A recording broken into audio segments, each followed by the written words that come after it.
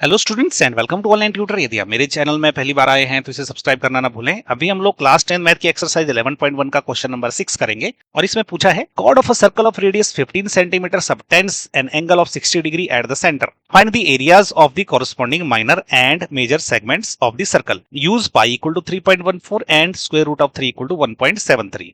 तो देखो इन्होंने हमसे पूछा क्या है, इन्होंने कहा है कि सर्कल है और इसकी जो रेडियस है वो है 15 सेंटीमीटर। तो हमें आर की वैल्यू दे रखी है 15 सेंटीमीटर और बोला है कि इसकी एक कॉर्ड है जिसको मैंने ए बी मान के रखा है। ये क्या करती है, सेंटर पे जो है 60 डिग्री का एंगल सबटेंड करती है। तो थीटा क्या हो गया है 60 डिग्री। अब हमने निकालना है माइनर और मेजर सेगमेंट का एरिया। तो पहले क्या करते हैं, माइनर सेगमेंट का एरिया निकाल देते हैं। तो देखो माइनर सेगमेंट कौन सा है, जो रेड कलर से अभी हाईलाइट हुआ।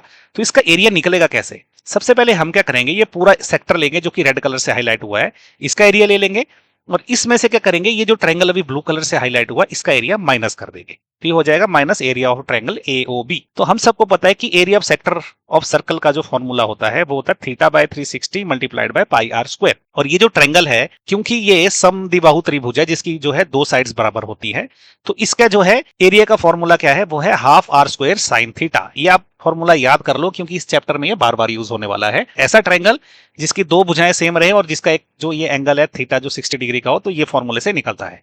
अब हम क्या करेंगे, कैलकुलेशन थोड़ी आसान करने के लिए क्या करेंगे, ये जो हाफ आर स्क्वायर जो है इसको बाहर निकालेंगे। देखो यहाँ भी आर स्क्वायर है तो इसको बाहर निकालेंगे कॉमन।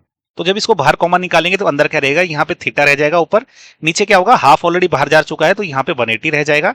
ओके, ये पाई ऑलरेडी है और ये आर स्क्वायर जो है बाहर जा चुका है और यहां से जो है हाफ आर स्क्वायर बाहर जा चुका है तो यहां से रह जाएगा माइनस साइन ऑफ थीटा। अब क्या करेंगे, वैल्यूज पुट करेंगे। तो देखिए हाफ आर की जगह 15 रख दिया है, थीटा की जगह 60 रखा है और 180 ऑलरेडी था, मल्टीप्लाइड बाय पाई की जगह हमने 3.14 लिया है, minus sine of 60 degree, theta की जगह हमने 60 रख दिया है। अब क्या करेंगे, अब हम जो है थोड़ा सा इनको कैलकुलेशन कर लेते हैं। सबसे पहले 15 मल्टीप्लाइड बाय 15 करते हैं। तो देखो 15 मल्टीप्लाइड बाय 15 क्या होगा, 5 5 जार कितना होता है 25 होता है, 2 रिमाइंडर रह गया, 5 1 जार 5 होते हैं तो ये हो जाएगा 7 क्रॉस 1 से मल्टीप्लाई करेंगे तो 5 और 1 आ जाएगा। अभी ऐड करेंगे तो 5 हो जाएगा, ये हो जाएगा 12, 2 आ गया और 1 जो रिमाइंडर था 1 प्लस 1 जो है 2 हो गया, तो ये हो जाएगा 225। वैसे ये वाला कर लेते हैं, यहाँ पे क्या है 60 divided by 180 multiplied by 3.14, zero से जीरो कैंसिल हो जाएगा, 1 से जब इसको कैंसिल करेंगे तो 3 से कट जाएगा ये, तो ये आ जाएगा 3.14 डिवाइडेड बाय 3। तो जो है वैल्यूज जो हमने भी कैलकुलेट करी वो लिख दी मैंने, 15 मल्टीप्लाइड बाय 50 225 डिवाइडेड बाय 2 और इसकी जगह क्या 3.14 डिवाइडेड बाय 3 आ गया है। और साइन ऑफ 60 डिग्री की जो वैल्यू है वो आपको एग्जाम में किसी भी चार्ट पेपर में आराम से दे दी जाएगी, लेकिन इन केस अगर नहीं है तो आपको कैसे निकालनी है साइन 60 डिग्री की वैल्यू वो आपको पता होना चाहिए। देखिए आपने क्या करना है, ऐसे लिख देना 0 30 45 60 डिग्री और 90 डिग्री, ऐसे ये थीटा की वैल्यूज है और इन सब के नीचे क्या गिनती लिखनी है, 0 से 0 1 2 3 और 4 तक, और इन सबको डिवाइड कर देना है 4 से और इनका स्क्वायर रूट ले लेना है। तो ये हो गई साइन ऑफ थीटा की वैल्यू। हमारे केस में थीटा क्या है 60 डिग्री है तो मुझे ये वाली वैल्यूज देखनी है। ओके, तो 3/4 का स्क्वायर रूट होगा, तो क्या होगा 3/4 इसका पूरे का स्क्वायर रूट।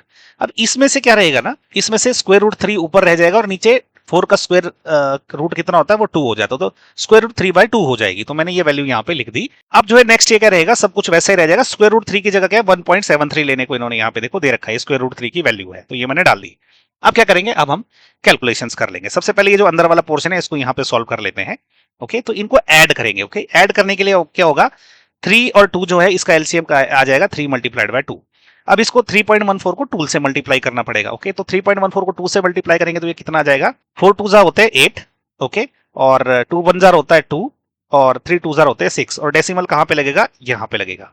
माइनस 3 से 1.73 को मल्टीप्लाई करेंगे, 3 3 जार कितने होते हैं 9, और 7 से जब 3 को मल्टीप्लाई करेंगे तो 21 हो जाएगा और 2 रिमाइंडर रह गया। 3 1 जार कितना होता है 3 और 2 रिमाइंडर है क्योंकि, तो ये 5 आ जाएगा और डेसिमल कहां पे लगेगा 2 डिजिट के पहले यहाँ पे। तो 6.28 में से 5.19 जो है माइनस कर लेते हैं, 6.28 माइनस 5.19। ओके, अब देखो 8 से 9 जाता नहीं है तो यहाँ पे मुझे एक बोरो करना पड़ेगा, तो 18 में से जब 9 जाएगा तो यहाँ पे बच जाएगा 9। अब यहाँ पे 1 रह गया है तो ये 0 हो जाएगा और यहां से 6 में से जब 5 जाएगा तो ये 1 रह जाएगा, तो ये कितना आ जाएगा हमारा, ये आ जाएगा 1.09 डिवाइडेड बाय 3 इंटू 2 कितना हो जाता है 6 हो जाता है। ओके, तो हम ये लिख देंगे 225 divided by 2 as it is है, मल्टीप्लाइड बाय ये कितना हो गया 1.09 डिवाइडेड बाय 6। अभी क्या करेंगे, ऊपर वाले को मल्टीप्लाई कर देंगे और नीचे वाले को भी मल्टीप्लाई कर देंगे। ओके, तो यहां पे क्या हो जाएगा, अभी 225 को मल्टीप्लाई करेंगे हम 1.09 से, 9 5 जार कितने होते हैं 45, 5 लग गया 4 रिमाइंडर है। 9 2 जार कितने होते हैं 18, 18 प्लस 4 होते हैं 22, और अगेन अभी क्या 2 रिमाइंडर रह गया।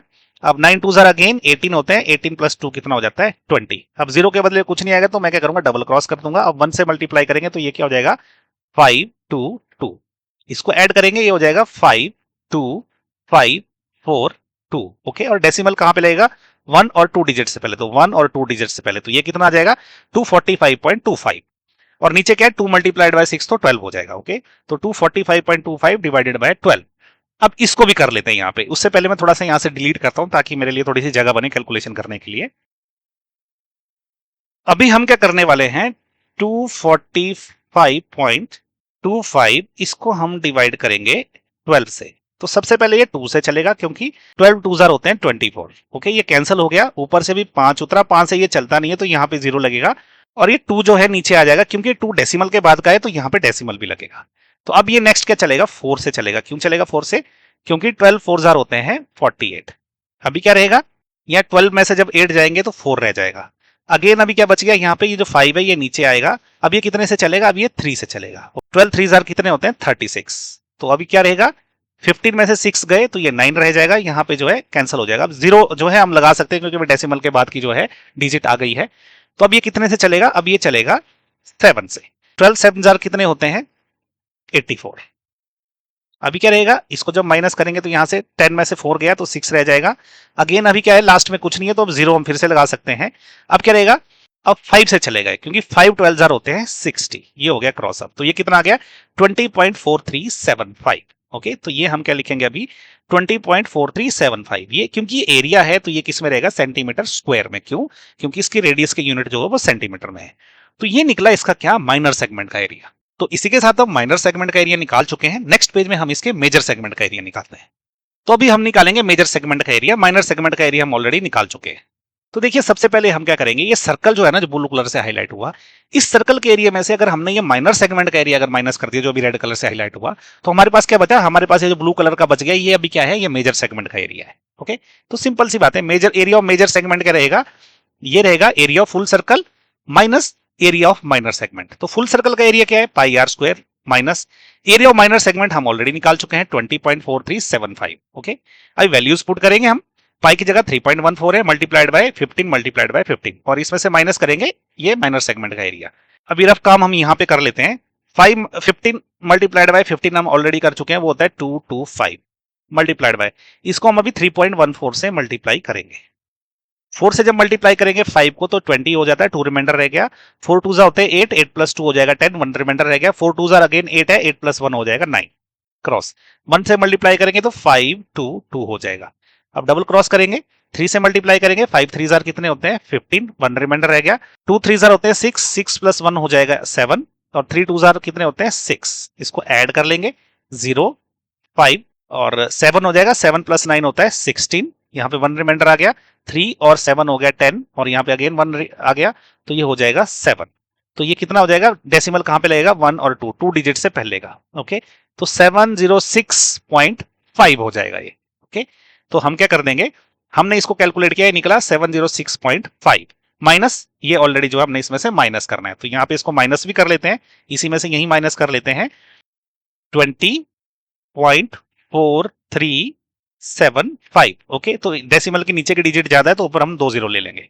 अब देखो क्या है 5 से ये जाता नहीं तो बोरो करना पड़ेगा, यहां से बोरो करना पड़ेगा तो ये 10 हो जाएगा। अब यहां से बोरो करेंगे ये 9 रह जाएगा, यहां से बोरो करेंगे यहां भी 9 रह जाएगा, तो ये 10 हो गए। 10 में से 5 गए 5 रह गए, 9 में से 7 गए तो कितने रह गए 2 रह गए, 9 में से 3 गए कितने रह गए 6 रह गए। अब यहां से बोरो ले चुके तो ये 4 है, तो ये अब 0 हो जाएगा। अभी डेसिमल खत्म हो गया, 6 में से 0 गए 6 हो गया, और 10 में से जब 2 जाएंगे तो ये 8 रह जाएगा। अब ये जो है 6 रह गया है, तो अभी क्या हो गया हमारा आंसर क्या आ जाएगा 686.0625। तो ये हमारा आंसर आ गया 686.0625, इतना सेंटीमीटर स्क्वायर। तो ये है हमारे मेजर सेगमेंट का एरिया। ओके, तो इसी के साथ जो है हमने एक्सरसाइज 11.1 का क्वेश्चन नंबर 6 जो है पूरा कंप्लीट सॉल्व कर लिया। अगर आपको ये वीडियो अच्छा लगे तो इसको लाइक करें और शेयर करें अपने दोस्तों के साथ। इसके अलावा मेरे चैनल पे जाएं, उसको सब्सक्राइब करें और उसमें और भी बहुत अच्छे अच्छे वीडियोस है। अगर आपको वो भी अच्छे लगे तो उनको भी लाइक करें और शेयर करें, और इन वीडियोस में थोड़ा थोड़ा लंबा लंबा वॉच आवर दें ताकि यूट्यूब को ये समझ आए कि ये कंटेंट बहुत अच्छा है, देखने लायक है, जिससे कि वो दूसरे स्टूडेंट्स को भी इसको रिकमेंड करे। इससे क्या होगा कि दूसरे स्टूडेंट्स का भी फायदा होगा और मुझे भी मेरी मेहनत का थोड़ा सा फल मिलेगा। Thank you.